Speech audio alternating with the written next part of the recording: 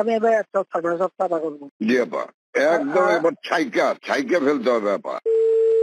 Hello hello, সালাম আপা।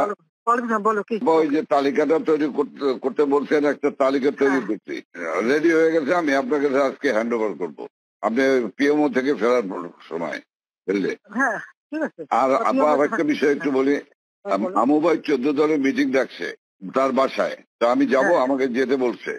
যাবা? আচ্ছা যাও। জি। কারণ সেদিন তো এটা খুব আমাদের ভালো হয়েছে, ওদেরকে ইনভলভ করে যে করলাম না, নাহলে তো মানে এটা একটা বিশাল কাজ হয়েছে আপা। এবং তাদেরকে ওই সময়টাই কারফিউর কথা সিদ্ধান্ত নেওয়ায় ব্যাপারটা খুব ওভারঅল হয়ে গেছে, খুব ঐতিহাসিক ভালো কাজ হয়েছে। ওই তাদের গিয়ে একটা মেসেজ দিচ্ছে সবাইকে যে যার যা কিছু আছে সব তো বঙ্গবন্ধুর কথা এখন নকল করে। জি জি। সবাই জি মানে আন্দোলন চালায় যাও, 2 দিন কন্টিনিউ করতে পারলে আর এই গভর্নমেন্ট থাকবে না। জি হ্যাঁ, এটা সে সবাইকে বলছি। এখন তো তোমার আমি একটা কথা বলি, তোমার এই যে বিহারি, তুমি আমাকে যেটা বলবো সত্যি কথা বলবো। জি তোমার ওই মোহাম্মদপুরে যে বিহারি পড়ছিল, ওদের ভূমিকাটা কি? ওদের ভূমিকা ভালো আপা। শুধু এখানে সেন্টু কমিশনার আছে একটা, এই যে কালপিট জাতীয় পার্টির, হ্যাঁ ও একটা কালপিট, ওর সঙ্গে কয়েকটা ছেলে আছে জাতীয় পার্টির সঙ্গে, ও তো ওই এলাকার কাউন্সিলর, ওর কাছ থেকে বেনিফিট নেয়। এই ছেলে, এই গুটি কয়েক ছেলে, ধরেন 15-20টা ছেলে, তারা সব আমাদের তাহলে ওরা পিক আপ করতে হবে। সেন্টু হলো সমস্ত রুট, মানে রুট অফ অল ইভিল। তাহলে ওইটাকে ধরাবো, ওইটাকে ধরবে। আর এছাড়া আমার মোহাম্মদপুরের সব ঠিক আছে, শুধু পল্লবীটা ডিস্টার্ব। আজকে ওরা সব ক্যাম্পে নিয়ে পল্লবী সব নিয়ে মিটিং করতেছে।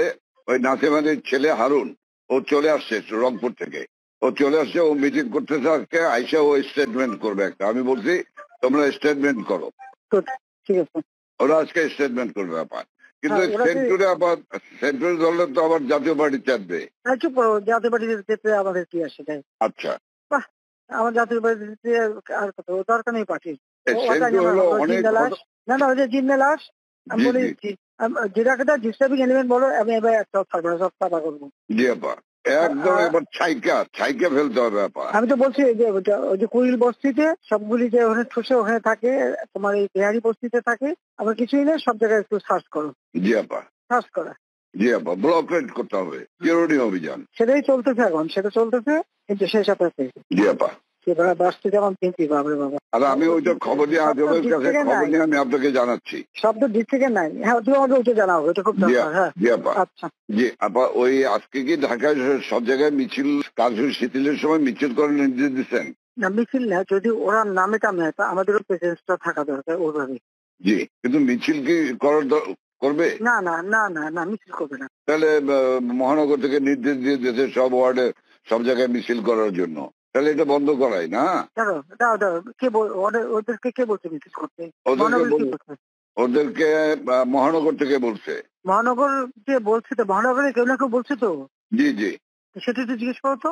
জি, আমি জিজ্ঞাসা করছি, আমাকে মোহাম্মদপুর থেকে ফোন করলো, মোহাম্মদপুর আদাবর থেকে যে আমাদের মিছিল করা অর্ডার করেছে, উত্তর থেকে ভোলার কাদের ফোন করছে। ভোলার কাদের তো আগে বিক্রি হতো, ওর কথা কয়ে না তো, খালি। জি আপা, জি আপা, ওটা টানা না, ও সবসময় কিন্তু মিথ্যে কথা কয়। আবার তাহলে আমি একটু খবর নিয়ে আমি মির্জাকে জিজ্ঞাসা করি। হ্যাঁ, মির্জা কে বলছে কি, যদি ইন্টেলিজেন্স বা এদের থেকে বলা হয় তাহলে করতে পারে যে আমাদের প্রেজেন্সটা থাকলে ওরা নামতে সাহস পাবে না, এটা সাপোর্ট হবে।